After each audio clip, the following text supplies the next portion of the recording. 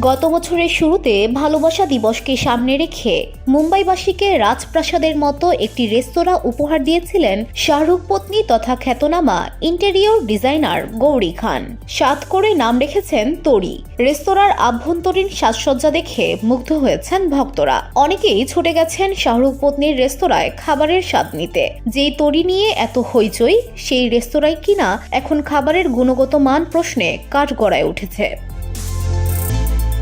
তরিতে নকল পনির পরিবেশন করার অভিযোগ তুলেছেন মুম্বাইয়ের জনপ্রিয় ফুড ব্লগার সার্থক সচদেব। তারপর থেকেই নেটপাড়ায় সমালোচনার মুখে গৌরী খানের স্বাদের রেস্তোরাঁ। সোশ্যাল মিডিয়া ইনফ্লুয়েন্সার সার্থকের দাবি, তরিতে নকল পনির পরিবেশন করা হয়। সার্থক বরাবরই মুম্বাইয়ের জনপ্রিয় সেলের রেস্তোরাঁগুলোতে ঢু মেরে তাদের খাবারের মান নিয়ে রিভিউ দেন। এর আগে বিরাট কোহলি, ববি দেওয়াল, শিল্পা শেঠি প্রত্যেকের রেস্তোরাঁয় গিয়েও পনিরের গুণগত মানের পজিটিভ রিভিউ দিয়েছিলেন। তবে গৌরীর রেস্তোরাঁয় পরিবেশিত পনিরের পরীক্ষা নিরীক্ষা করে তার চক্ষু চড়ক গাছ।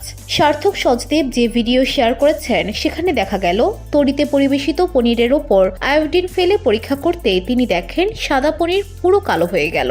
এই পরীক্ষা সাধারণত স্টার্চের উপস্থিতি শনাক্ত করতে ব্যবহৃত হয়। আয়োডিনের সংস্পর্শ এলে পনির কালো কিংবা নীল হয়ে যায়।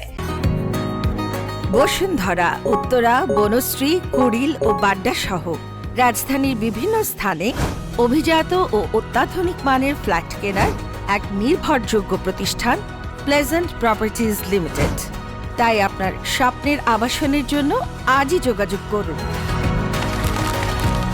Pleasant properties limited, where destiny matches eventually. গৌরীর রেস্তোরাঁয় দেওয়া পনিরেরও সেই হালই হয়েছিল, যা দেখে হতবাক হয়ে যান ওই ইউটিউবার। তাকে বলতে শোনা যায়, শাহরুখ খানের রেস্তোরাঁয় নকল পনির পরিবেশন হয় দেখে তো আমি হতবাক হয়ে গেলাম। তবে ওই ভিডিওতেই বাকি তারকাদের রেস্তোরাঁয় পরিবেশিত পনিরকে ভালো বলে দাবি করেছেন তিনি, কারণ তার আয়োডিন পরীক্ষায় সবকটা রেস্তোরাঁ পাশ করেছে। এই ভিডিও ভাইরাল হতেই নেটপাড়ায় মারাত্মক শোরগোল। বিপাকে পড়ে শেষমেশ মুখ খুলতে বাধ্য হয়েছে গৌরীর তরি সংস্থা।